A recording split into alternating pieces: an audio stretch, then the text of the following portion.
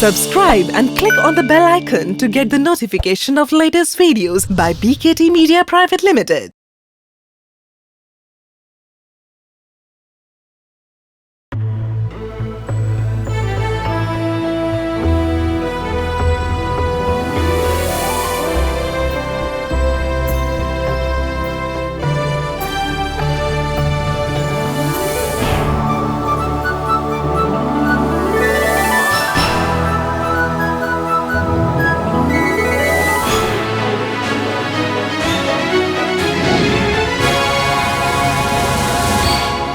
Big business ideas.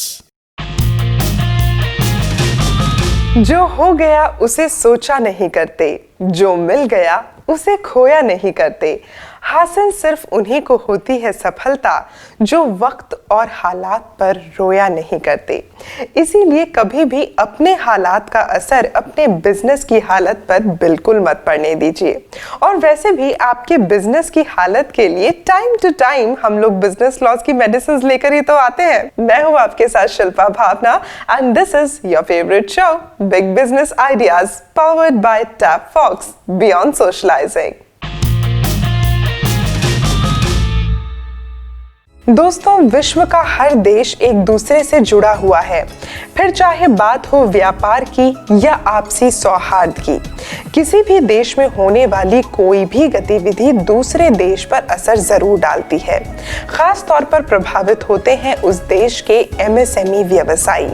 परिस्थिति नाजुक हो, विवादित हो या समतल हो, हर हाल में कैसे एक व्यवसायी अपने देश में योगदान दे सकता है, ये जानने के लिए चलिए हमेशा की तरह बुला लेते हैं उन्हें जो कि बिजनेस लॉज की विकिपीडिया अपने साथ लिए घूमते हैं। Please welcome the author of the business books, the philanthropist, the big business expert mister Sunil Kumar Gupta. नमस्कार सर, बहुत बहुत स्वागत है। आइए प्लीज बैठिए। सुनील जी, परिवार में जितने सदस्य होते हैं उसमें से किसी एक के साथ कुछ हो जाए तो उसका असर हमें परिवार के दूसरे सदस्यों पर भी देखने को मिलता है। पूरे विश्व के लिहाज में हम बात कहें तो एक चीज हमेशा कही जाती है, वसुधैव कुटुंबकम। हम पूरा जो विश्व है ये एक बड़ा परिवार है। ऐसे में अगर किसी एक देश के साथ कुछ घटना होती है तो उसका असर दूसरे देशों पर भी देखने को मिलता है। फिलहाल जो अब ब्रिटेन यूरोपियन यूनियन से अलग हो रहा है, इसका असर खासा तौर पे भारत पर भी पड़ने वाला है। लेकिन एक सवाल है जो रह रहकर हम सभी के मन में उठता है, ब्रिटेन का यूरोपियन यूनियन से अलग होना, ये वहां की आवाम की आवाज थी। आखिर ये आवाज क्यों उठी, क्या कारण रहा? जब ब्रिटेन यूरोपियन यूनियन का मेंबर बन गया तो उसमें कोई भी यूरोपियन यूनियन का मेंबर, मतलब किसी भी कंट्री का रेजिडेंट लंदन में आके, यूके में आके, यूके का रेजिडेंट कहीं और जाके जॉब कर सकता है जी, कोई भी काम कर सकता है। फ्री मूविंग थी क्योंकि उनके पास ट्रेड एग्रीमेंट, उनके और जो उनका एग्रीमेंट है उसमें कोई भी कंट्री का आदमी कहीं भी जा सकता है, जॉब कर सकता है, रह सकता है, कुछ भी कर सकता है जी। तो उसमें क्या हुआ कि जो ऐसे स्टेट थे जैसे रोमानिया हो गया, पोलैंड हो गया, जिनकी इकॉनमी थोड़ी वीक इकॉनमी थी, वहाँ के लोग आके ब्रिटेन में जॉब करने लगे।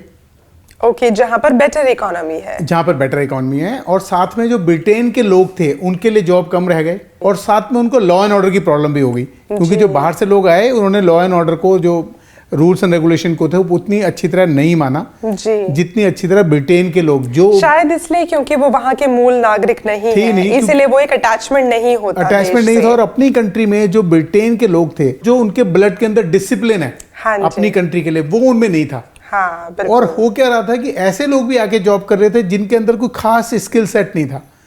जबकि ब्रिटेन हमेशा से चाहता था कि जो भी लोग उसके आके जॉब करें उनके अंदर कुछ खास स्किल सेट हो। मतलब वो कुछ वैल्यू एडिशन करें यूके में आके। इसलिए ब्रिटेन के लोग एकजुट हुए और उन्होंने बोला कि हम अपना एक अलग स्टेट बनाएंगे जी। इससे बड़ी बात थी कि ब्रिटेन को एक बहुत बड़ी फीस देनी पड़ती थी यूरोपियन यूनियन को। वो फीस अगर मैं आपको बताऊं तो आप अचंभित हो जाएंगे, कितनी फीस थी। वो फीस थी 18 billion pound. Oh my God. क्योंकि वो टाइम पे देते थे तो 5 बिलियन पाउंड का उनको छूट मिलती थी।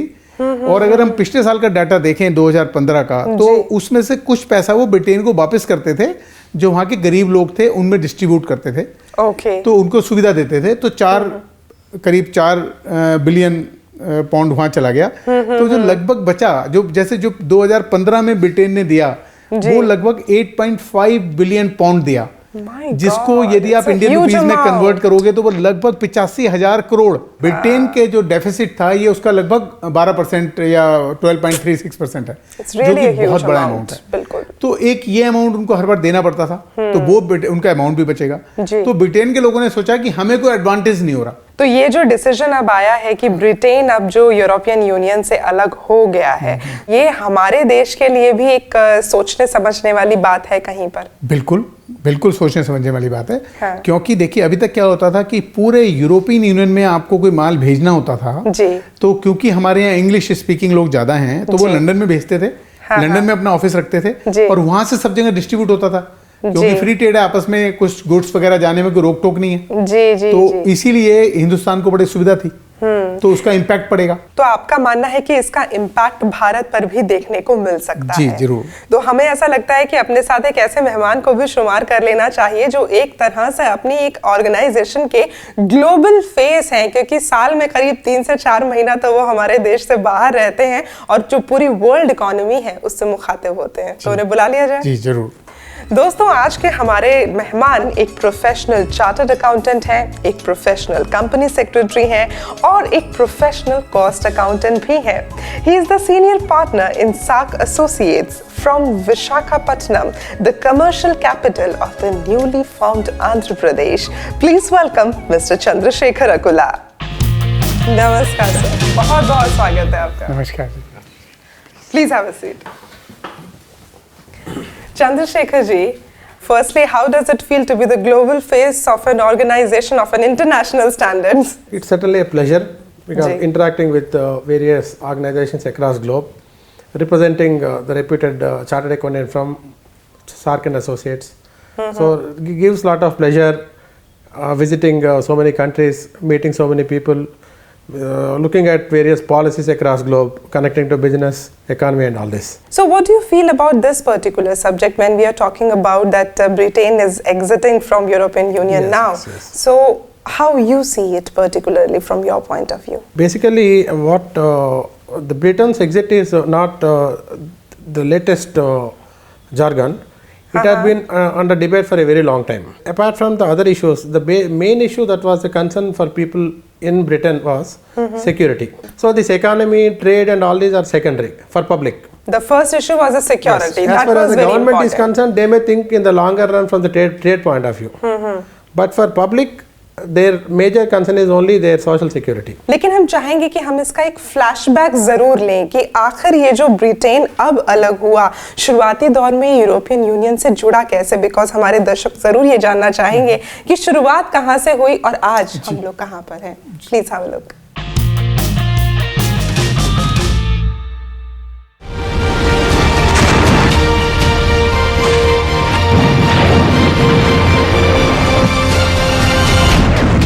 सितंबर 1939 से 2 सितंबर 1945 मानव के इतिहास का दिल दहला देने वाला समय रहा, जिसका भयानक नाम था द्वितीय विश्व युद्ध।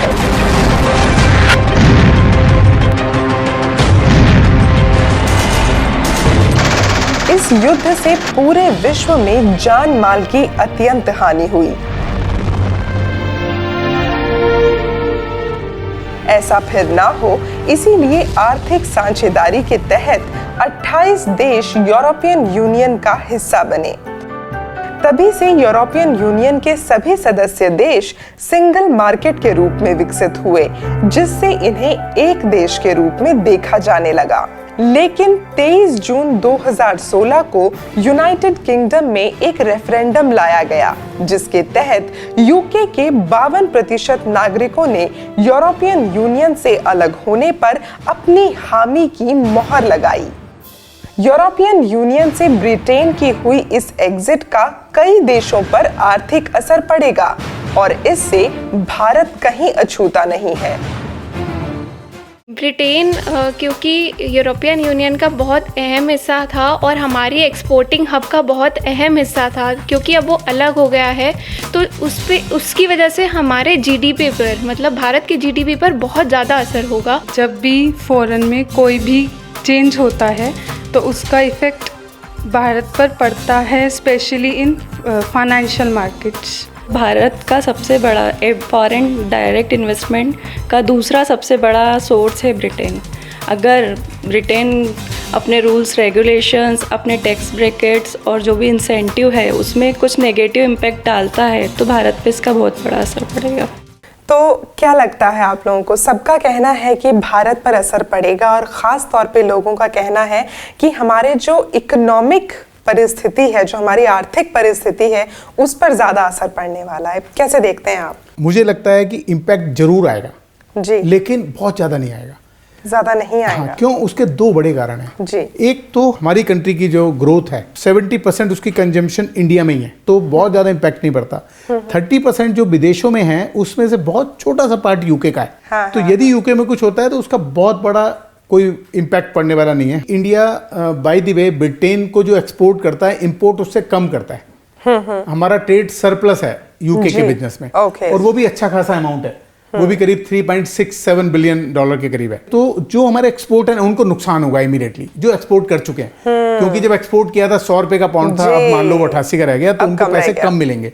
लेकिन इंपोर्टर को फायदा हो गया। बट आपके कहने का मतलब है कि ये सिर्फ एक इमीडिएट इफेक्ट है, लेकिन लॉन्ग टर्म में ये कहीं गलत नहीं है। लॉन्ग टर्म में इसका हो सकता है हमें फायदा हो, मेरा ऐसा मानना है।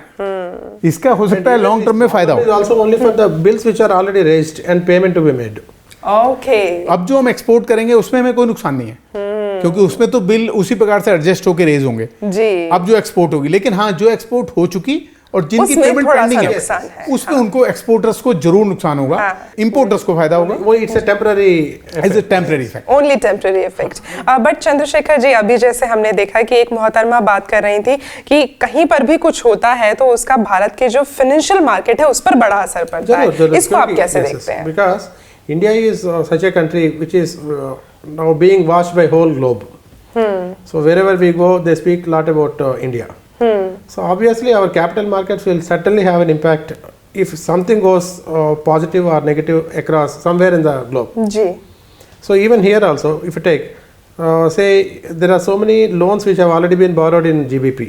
Right. So now the original commitment might be at 100 rupees. So now since it has already fallen down by around 15% relative to Indian currency, there will be a lot of benefit for the borrowers who made borrowing in GBP. Yes, So they can immediately buy right. at a lower rate and they can repay their loans. So that benefit itself is around 15%. जी, Even जी। if you take a normal business, the profit percentage is around 5-6%. So they are earning a very big percentage growth in terms Just of by income. borrowing the Yes. money. Because जैसे कि importers को फायदा हुआ, हाँ जी। Exporters को loss हुआ, ऐसे जिन लोगों ने लोन लिया हुआ था उनके क्योंकि साथ उनको भी रीपेमेंट करना है, तो उनको बिल्कुल भी फायदा हो गया। बिल्कुल, तो उनको भी फायदा हो Not गया। only that, even if you take immediately short term, say if you take some people who are students who are going for ji. studies to UK, ji. so their cost will certainly come down. आपको लगता है कि जो हमारा relationship है Britain के साथ, क्या उसमें भी कुछ फर्क आएगा, या अगर वो लोग अपनी पॉलिसीज में चेंज कुछ करते हैं उसके बाद भारत के जो अभी रिलेशन करना है में फर्क क्योंकि आएगा? अभी FTA है, free trade agreement. So Right. that is in suspense for almost last 9 years. Okay. So India, the FTA with the European Union. So for the last 9 years, there were so many barriers which could not be overcome by India. So one country is asking, it is demanding one. आपको लगता है कि अब 9 साल बाद अब कुछ ठीक होने के कगार पे जा हो सकता जाएगा है? क्योंकि अभी हो जाएगा? हाँ जरूर, क्योंकि अभी यूके अलग हुआ हाँ। यूरोपियन यूनियन से. So for UK, whether European Union or India is a third country. Right. Just dealing with European Union now is equivalent to dealing with India. For them, they have to certainly look into Indian markets. So similarly, the Indian economy is also quite attracting. So certainly UK will now open the doors for Indian.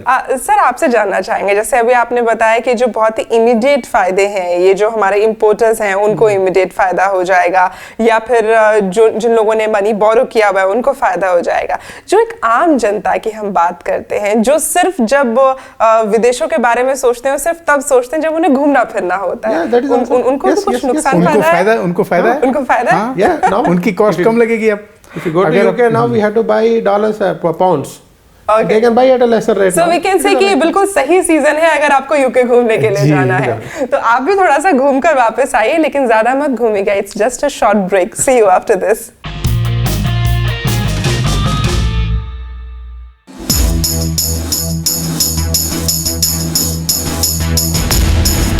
Business knowledge, business experience, business network, business opinion. All this can be shared only on one platform, Indo-European Business Forum. To become a member, log on to www.iebf.org.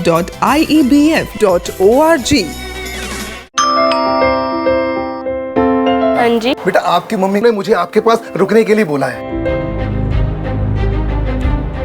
जब भी घर पे अकेले रहोगे, कोई भी आए दरवाजा बिल्कुल मत खोलना। हेलो मम्मा, क्या आपने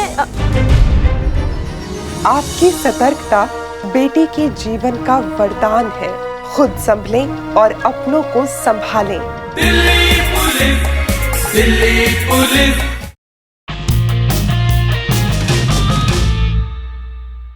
ब्रेक के बाद एक बार फिर से स्वागत है आपका आपके अपने प्रोग्राम में big business ideas powered by Tap Fox. Sunil ji हमेशा बताते हैं कि एमएसएमई जो है वो हमारे देश की रीढ़ की हड्डी है, लेकिन जब इस तरह का कोई एक वीकेंड से एक्टिविटी होती है या विदेश में ऐसी कोई घटना घटित होती है, हमारे देश के एमएसएमई पे खास असर पड़ता है। फिलहाल मैं इस कॉन्टेक्स्ट में आपसे जानना चाहूंगी कि ये जो ब्रेक्जिट हो रहा है इसका असर हमारे एमएसएमई पे क्या पड़ेगा? Particularly if you look at IT sector. Ji. So now India is the high skill set country from the UK point of view. Right. So since they are now discouraging European Union immigrations, obviously their option is only India. So the IT sector, they can really work out a very good opportunity. I think we have seen somewhere there is an opportunity of $40 billion market for IT sector in Europe, in United Kingdom. Oh. So if it is tapped, so we will be finding very good opportunities for MSME in India. They can have a good opportunity in IT sector in UK. So because we have an edge over others, particularly from the viewpoint of English. और वाकई ये सच है कि आज शायद हम भारतवासी खुद अपने हुनर को नहीं पहचान रहे, लेकिन पूरी दुनिया हमारे इस हुनर को पहचान भी रही है और उस हुनर की कीमत अदा करने को भी तैयार है। तो हमारे लिए ये बिल्कुल सही वक्त है ये समझने के लिए कि आखिर हमें किस दिशा में आगे बढ़ना है। हमारे देश का युवा क्या सोचता है वो आपको दिखाना चाहेंगे, प्लीज। देखिए, ब्रिटेन में हमेशा ही स्किल्ड लेबर की कमी रही है, स्किल्ड वर्कफोर्स की कमी रही है, और ब्रेक्जिट के बाद मेरे हिसाब से एक अच्छी अपॉर्चुनिटी है इंडियन स्किल्ड वर्कर्स के लिए, इंडियन स्किल्ड लेबर्स के लिए, कि वो लोग अपनी वैल्यू बढ़ा सकते हैं। उनकी वैल्यू बढ़ गई है, उनकी वैल्यू पहले भी थी वहाँ पे, पर अब ब्रिटेन के अलग होने से उनकी वैल्यू और बढ़ गई है उनके मार्केट में। तो ये एक बहुत अच्छी अपॉर्चुनिटी है इंडियन स्किल्ड लेबर्स के लिए और इंडियन स्किल्ड वर्कफोर्स के लिए। तो इंडियन स्किल्ड वर्कफोर्स, जिसकी हालांकि हर कंट्री में, बाहर की कंट्री में डिमांड हमेशा रहती है हमारी भारत की तरफ से, ख़ास तौर पे ब्रिटेन की हम लोग बात कर रहे हैं, आपको क्या लगता है, क्या जो महाशय कह रहे हैं सच होने वाला है? बहुत अच्छी बात कह रहे हैं। मैंने ओपनिंग रिमार्क्स में भी, अगर आपको ध्यान हो, कहा था कि ब्रिटेन इमिग्रेशन से कभी नहीं वो मना करता, लेकिन वो कहता है इमिग्रेशन ऐसे लोगों का हो जो वैल्यू एडिशन कर सके उनकी कंट्री में भी। तो वो हिंदुस्तानी कर सकते हैं, क्योंकि हिंदुस्तानी के पास जो हुनर और जो ब्रेन है आईटी सेक्टर में, उसका लोहा पूरा विश्व मान चुका है। Not only IT sector, even automobile, ancillary units. तो इसीलिए आईटी सेक्टर में जो है बहुत बड़ी डिमांड है। बाकी जो सेक्टर्स हैं जैसे ऑटोमोबाइल हो गया, इंडिया की जो स्किल्ड वर्कफोर्स है, मतलब जो स्किल्ड लोग हैं, चाहे वो आईटी सेक्टर में या दूसरे सेक्टर्स में, जी, किसी भी सेक्टर में उनकी demand, pharmacy, even in pharmacy, herbal, textile, right. तो इन सब चीजों में इनकी डिमांड बढ़ेगी और इन सब लोगों के लिए बहुत अच्छी अपॉर्चुनिटी है। बल्कि मैं कहूँगा ये अपॉर्चुनिटी खाली हिंदुस्तानियों के लिए नहीं है, बल्कि यूके के लिए भी है कि उसे अच्छी वर्कफोर्स मिलेगी। Right, and English speaking, yes. That is the most important thing for them. Chandrashekhar ji, do you agree कि ये जो पूरा सिनेरियो है जहाँ ब्रिटेन अब यूरोपियन यूनियन से अलग हो रहा है, this will actually give boost to the Prime Minister's initiative of skilling India? Yes, that is one of the factors to be considered very seriously, because we have a separate setup for development of skill in India. Right. Even there is a separate agency floated by central government as well as most of the state governments also. Ji. Now this Brexit will create an opportunity for the young generation in India, because as Sunilji rightly said, we have the young talent in India is the most powerful across the globe. जी. So these people can find opportunities in the relevant fields like automobiles, IT sector, similarly pharma, textile and all this, and they can find very good opportunities in United Kingdom, because they are now stopping the entry of the European Union people. So that is that particular advantage we have to take timely. And government, I hope and I believe our government will take right initiative at this particular point of time. जी. और अगर देखा जाए तो ये जो skilling India का initiative है, ये रहा भी बिल्कुल टाइमली ही है अभी. आपको भी ऐसा लगता है सर? बिल्कुल ठीक बात है, क्योंकि स्किल इंडिया तो वैसे भी, क्योंकि हमें मैन्युफैक्चरिंग हब बनाना है अपने देश को ग्लोब का, तो स्किल लोग तो चाहिए. साथ ही हम ये भी चाहते हैं कि पूरे संसार में हम लोग स्किल वर्कफोर्स को दे सकें. मतलब एक तरह से पूरे संसार के लिए स्किल्ड फोर्स इंडिया में बने, क्योंकि हिंदुस्तानी एक ऐसी कंट्री है जिसमें कि 65% लोग 35 साल से नीचे हैं. बिल्कुल. तो एक हिसाब से देखा जाए अभी आने वाले समय में इंडिया जो है एक मैन्युफैक्चरर बनने वाला है स्किल्ड वर्कफोर्स का. यस, वो जरूरी है जी. और मोदी जी का इनिशिएटिव है ये कि भाई कम से कम पूरे ग्लोब को हम वर्कफोर्स दे सकें, स्किल्ड वर्कफोर्स, जिससे हमारे लोगों को काम मिले. पूरा ग्लोब एक ऐसी जगह बने जो रहने के लिए बहुत अच्छी हो. तो उनके विजन को हम सभी लोगों को मिलकर पार लगाना है, और अभी हम सभी के पास ये बिल्कुल सही वक्त है उस विजन तक आगे बढ़ने के लिए. फिलहाल एक छोटा सा ब्रेक ले रहे हैं. ब्रेक के बाद जवाब देंगे आपके सवालों के, और अगर आप अपने कुछ सवाल हम तक पहुंचाना चाहते हैं तो आप हमें मेल कर सकते हैं info@bigbusinessideas.in पर, और साथ ही अगर आप फोन करना चाहते हैं और अपना सवाल रिकॉर्ड करवाना चाहते हैं तो डायल कीजिए 8893120130.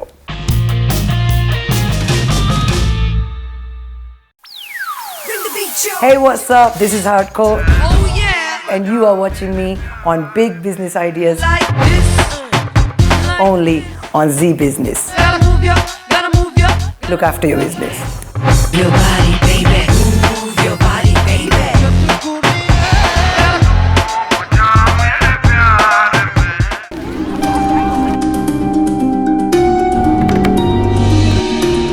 क्या नाम है बेटे आपका?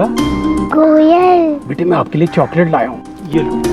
मेरी मम्मी ने मना किया है किसी से कुछ नहीं लेना.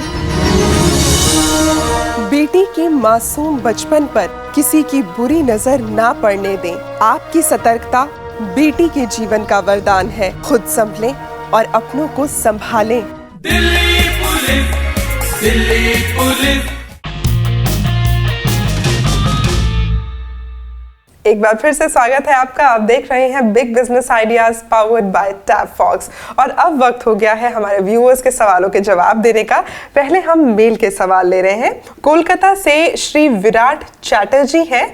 आप कहते हैं कि आपने फूड प्रोसेसिंग टेक्नोलॉजी में डिप्लोमा किया हुआ है. आप अपनी एक यूनिट शुरू करना चाहते हैं, पर ये जानना चाहते हैं कि क्या इन्हें मुद्रा योजना के तहत लोन मिल सकता है. मुद्रा योजना के लिए जो कैटेगरी है, एलिजिबल कैटेगरी है, इनको मुद्रा योजना से लोन मिल सकता है. अगर ये देखना पड़ेगा कितने का लोन है. जैसे उसमें 3 लोन है, शिशु 50,000 तक, किशोर 5 लाख तक, तरुण 10 लाख तक. ये अगला सवाल हमारे पास आया है ऋषिकेश से. राहुल जी हैं. आप कहते हैं कि आप अपना ई फॉर्म साइन नहीं कर पा रहे हैं, क्योंकि जब ये उसे साइन करने के लिए जाते हैं तो उस पर एक मैसेज पॉप इन होता है और उस पर लिखा हुआ आता है the director signing the e form is also director of a defaulting company which has not filed the due balance sheet and और annual returns. Hence the director is not allowed to file this form. बिल्कुल ठीक बात है, क्योंकि आप एक और company के डायरेक्टर या और अलग कंपनियों के डायरेक्टर भी होंगे. उन कंपनियों में आपने सारे डॉक्यूमेंट फाइल नहीं किए हुए, तो आपका स्टेटस डिफॉल्टिंग कंपनी का हो गया, तो आप डिफॉल्टिंग डायरेक्टर हो गए. अब आप किसी और कंपनी का कोई भी डॉक्यूमेंट फाइल नहीं कर सकते जब तक कि उसको अप टू डेट नहीं करेंगे. जी, तो पहले उसे अप टू डेट करें, और उस कंपनी के कुछ फॉर्म ये फाइल कर सकते हैं कि डायरेक्टर का अपॉइंटमेंट है या कोई रिजोल्यूशन फाइल करना है. लेकिन सबसे पहले जो इनकी डिफॉल्टिंग कंपनी है वो क्या डॉक्यूमेंट इन्होंने फाइल नहीं किए हुए, कौन कौन सी एनुअल रिटर्न है, कौन कौन सी बैलेंस शीट्स हैं, वो पहले फाइल करके स्टेटस इनको अपना ओके करना पड़ेगा। ओके करना पड़ेगा। अब सवाल ऑडियोज के। गुड मॉर्निंग सर, मैं सृष्टि मथुरा से बात कर रही हूँ। मैं एक कंपनी बनाना चाहती हूँ अन्ना टेक्सटाइल प्राइवेट लिमिटेड के नाम से। तो मेरा क्वेश्चन आपसे ये रहेगा, क्या मैं जब ये कंपनी बनाऊँगी तो मैं प्राइवेट लिमिटेड पूरा लिखने की जगह PVT LTD यूज़ नहीं कर सकती हूँ? नहीं, देखिए आपको मिलेगा प्राइवेट लिमिटेड पूरा ही, और आपको जब भी कोई कंपनी के लेटर पैड पे इस्तेमाल करोगे तो पूरा इस्तेमाल करना पड़ेगा और साथ में सिन नंबर भी लिखना पड़ेगा। एक वो बात अलग है कि कहीं पे आप शॉर्ट में इस्तेमाल करना चाहें तो कर सकते हैं, लेकिन अदरवाइज आपको पूरा नाम ही इस्तेमाल करना पड़ेगा, private limited. Good morning sir, मेरा नाम हैरी है, मैं राजस्थान से हूँ। सर मैं एक स्टूडेंट हूँ, आपका शो रेगुलर देखता हूँ और आप गवर्नमेंट की स्कीम को बहुत अच्छे से बताते हो, सब इजीली समझ आती है। सर मैं ये जानना चाहता हूँ कि नेशनल स्कॉलरशिप पोर्टल क्या है? ये जो पोर्टल है ये कंबाइंड पोर्टल है स्टेट गवर्नमेंट का और सेंट्रल गवर्नमेंट का, जो कि स्कॉलरशिप देता है। तो ये क्योंकि कंबाइंड पोर्टल है तो इसमें एक तो डुप्लीकेसी नहीं होती और एक इसमें ये भी टाइमली डायरेक्ट बेनिफिशियरी को बेनिफिट मिलता है। तो पूरे हिंदुस्तान में जो भी स्कॉलरशिप है, चाहे वो स्टेट गवर्नमेंट की है चाहे वो सेंट्रल गवर्नमेंट की है, वो इस पोर्टल के माध्यम से रेगुलेट की जाती है और डिस्ट्रीब्यूट की जाती है। जी बिल्कुल। Now Chandrashekhar ji, I would like to ask you, as you said that this is the time of Brexit and this is the time for India to do something big, to do something new. Is there any message that you would like to give to all the young entrepreneurs of India? Yes, yes. So what I mean to say is this Brexit is a temporary affair. So this today you can may come out of EU, tomorrow some other country may come out of European Union. Something may happen. But let us not wait for this particular exits and all this. So we have our own opportunities. India is a country that is establishing a steady growth rate in the GDP, and whole world is now looking at Indian youth. So we have a lot of opportunities across globe, like IT, as Sunil ji said. Similarly, pharma is another sector, automobiles, textile, as we discussed earlier. So if youth specifically enter into an interesting field, whatever they choose, and get a specialized knowledge, their gates are open across the globe. तो सबसे important चीज है कि एक specialise knowledge या एक specialise skill जरूर सीखा जाए, जो कि आज के वक्त की डिमांड है। Chandrashekhar ji, now we are entering into a segment which is called Shilpa Bhavna special. ये एक रैपिड फायर है, आपको बताऊंगी इसके बारे में, लेकिन उससे पहले हमारे सभी उद्यमियों के लिए आपका बिजनेस मंत्र। मैं ये कहना चाहूँगा कि जो सक्सेस है, हम उसको सक्सेस नहीं मानते जिसमें आपको कोई परेशानी ना आए। सक्सेस उसको कहते हैं जब आपको परेशानियों से डील करना आ जाए। चंद्रशेखर जी, अब हमारे पास वो वक्त आ गया है जहाँ पे हम अपने गेस्ट से कुछ सवाल पूछते हैं, बहुत ही जल्दी सवाल पूछते हैं और आपको बहुत जल्दी जवाब देने होते हैं। You are ready for that? Yes. पहला सवाल आपके सामने है। आपके बारे में तो आप बहुत जल्दी जवाब दे देंगे। Which is your favourite country? Australia. And from trade point of view आपको क्या लगता है, which should be the favourite country of India? United kingdom. United kingdom, of course. And दुनिया के किसी भी देश में जब कोई भी एक्टिविटी होती है, एनी पॉलिटिकल एक्टिविटी और economic activity, do you see कि सबसे पहले जो उसका असर होता है वो भारत पे ही होता है? यस और no? Because we are all connected to every part of the world. अब जो यूरोपियन यूनियन से ब्रिटेन की एग्जिट हो रही है, आपको लगता है कि ये भारत की वर्ल्ड पावर में एक एंट्री है? Yes. Truly? You also believe that sir? 100%। और तो मुझे भी बिल्कुल ये लगता है कि ये वक्त जो है, ये वो वक्त है जो हम सभी के लिए एक गोल्डन अपॉर्चुनिटी लेकर आया है और हम सभी को उसे टैप करना चाहिए। Thank you so much Chandrashekhar ji for playing so well, और हमारे बिग बिजनेस आइडियाज में आप आए हैं तो हमारे पास आपके लिए एक तोहफा है। Thank you. Thank you so much sir for coming on Big Business Ideas.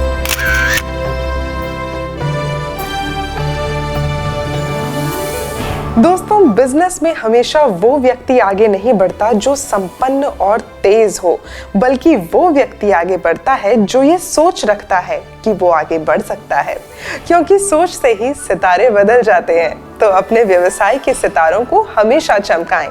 और आज के लिए शिल्पा भावना को दें इजाजत, अगली बार फिर होगी आपसे मुलाकात। Thank you so much. जय हिंद। Big Business Ideas.